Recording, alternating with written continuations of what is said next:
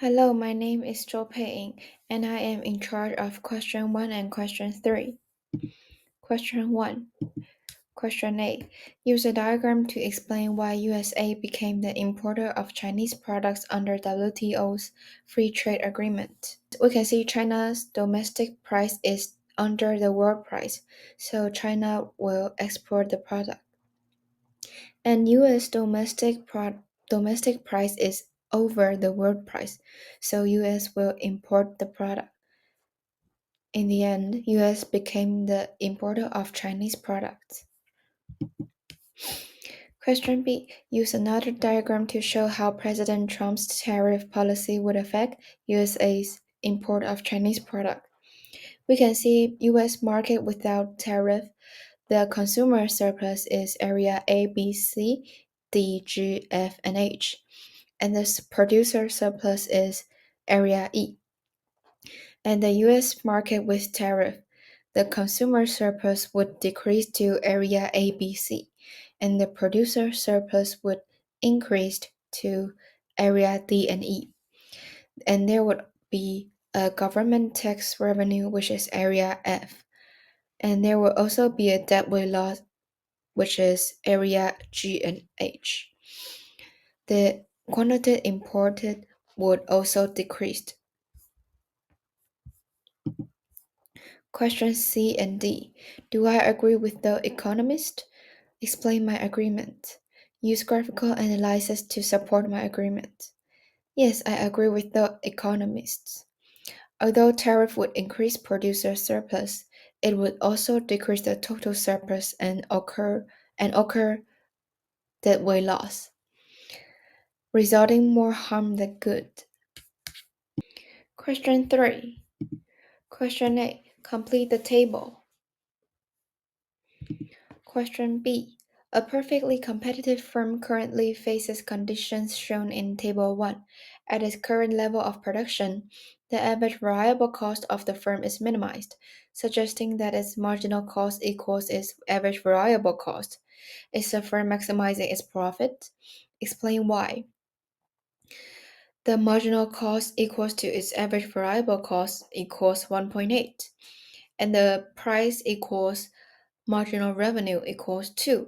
2 is bigger than 1.8, so the marginal revenue is bigger than marginal cost, resulting the marginal profit is positive. If a firm is maximizing its profit, it should produce at marginal cost equals marginal revenue, which is the quantity marginal profit is 0. But in this case, marginal revenue is bigger than marginal cost, so the firm is not maximizing its profit. Question C. If I were the consultant hired by the firm, how would I suggest the firm manager to do in the short run? Explain why a graphical analysis is required. I would recommend the firm manager to raise the produced quantity. Increased produced quantity could increase profit. At the current level of production, marginal cost is smaller than marginal revenue, so the marginal profit is positive. If increased to the quantity which marginal cost equals marginal revenue, the marginal profit would be 0 and the profit would be maximized. Hi, I'm Liu Mongshen and I'm going to talk about question 2. This question is about Pigouvian tax. Question A. What is the definition of social harmful externality? Please give an example of socially harmful externality. Socially harmful externality, which is also called socially negative externality, is a social effect that does harm to the bystanders, but no one pays for it. For example, when a man smokes on the street, the smell does harm to the environment and the passers-by. However, the man doesn't need to pay for his behavior. B.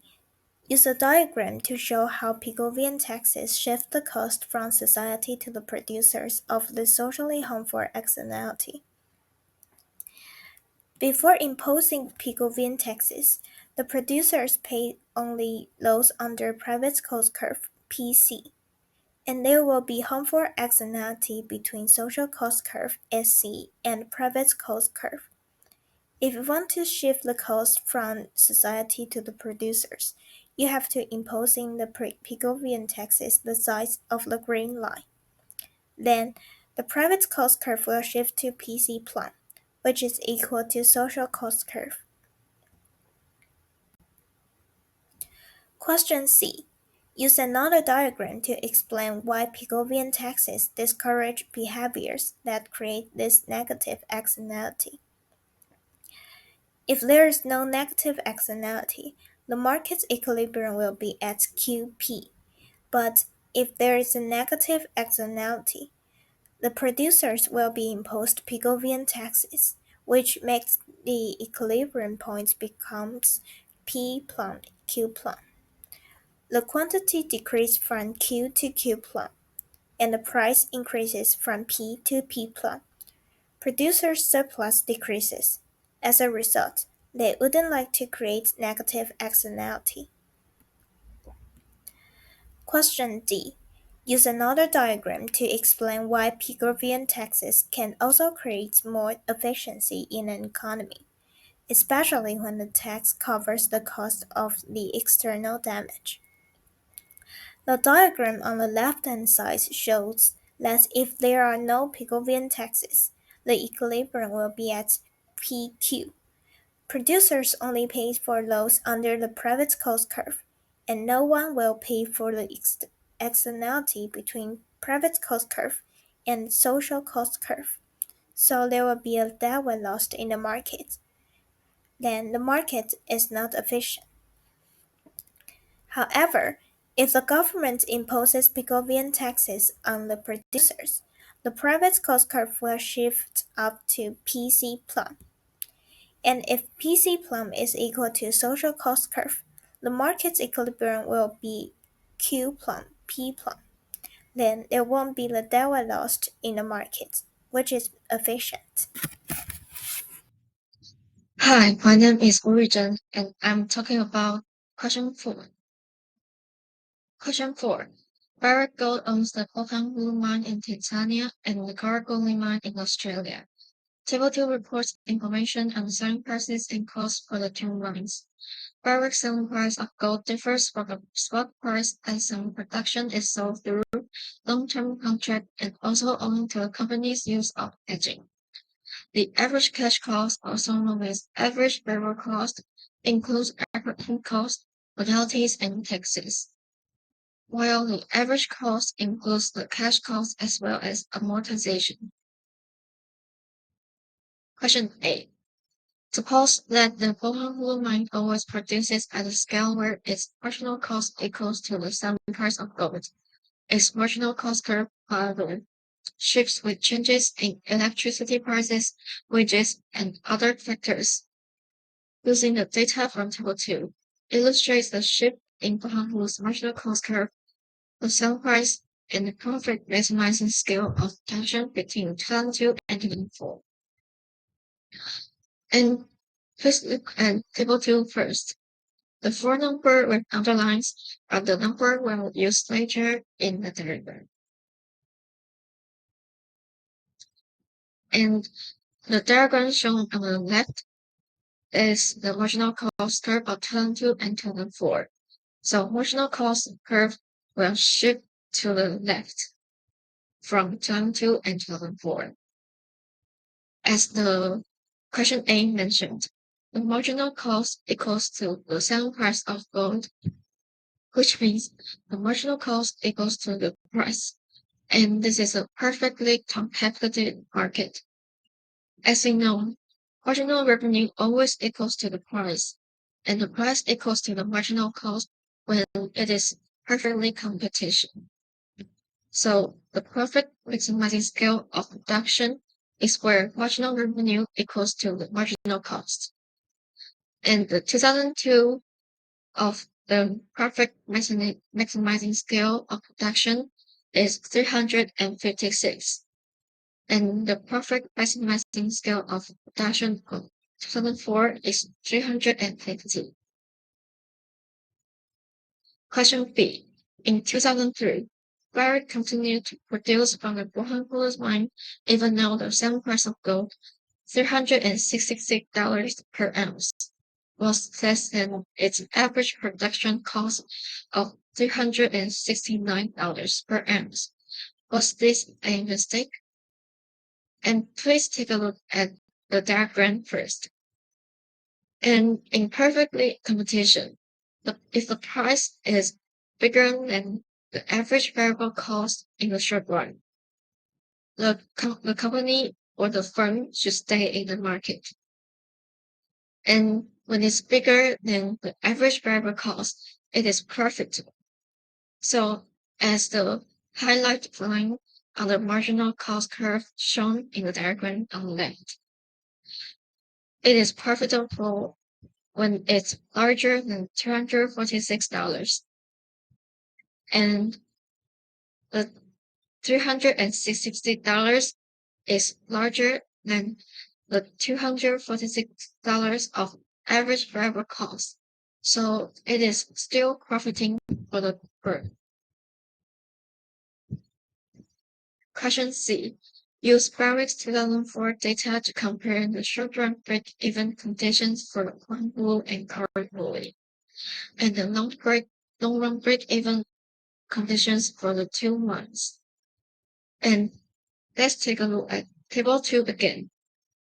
The four numbers with underlines below are those numbers we'll use later. Let's take a look at these two diagrams of the break-even condition of the two places. The short-run break-even point is where the average variable cost intersect with the marginal cost. So 284 is the short-run break-even point of Honolulu, and 234 is the short-run break-even point of Cardinal. So the short-run break-even point of Honolulu is larger than the short-run break-even point of Cardinal. And the normal break-even point is where the average total cost curve intersect with the marginal cost curve. And 384 is the Honolulu's normal break-even point, where the 287 is the normal break-even point of Cardinal. So the lower break-even point of Honolulu is also larger than the Cardinal's. Hello, I'm Zhang Ziqing, and I'm going to talk about question 5. Question 5 is about natural monopoly.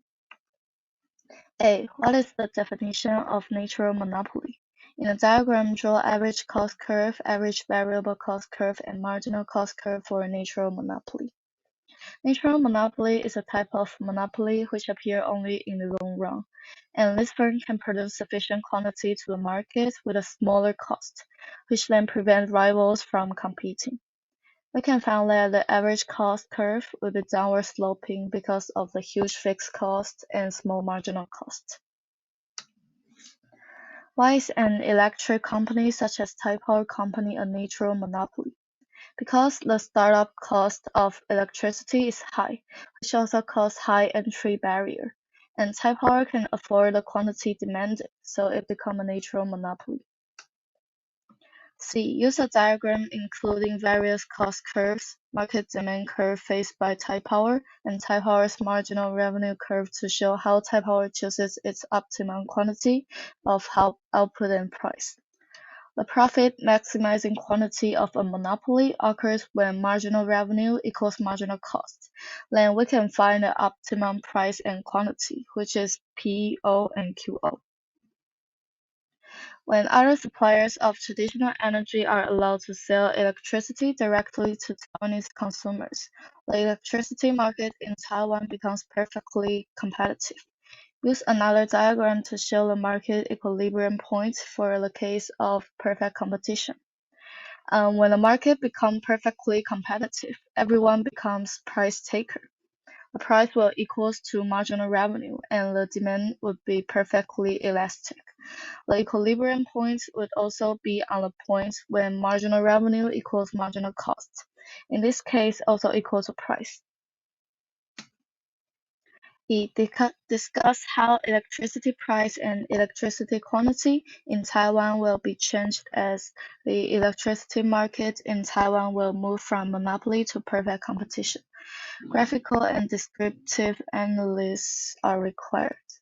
When markets change from monopoly to perfectly competitive, there's no longer any markup, which means price will not higher than marginal cost, then the price will be lower, and the quantity would increase since there's no excess capacity.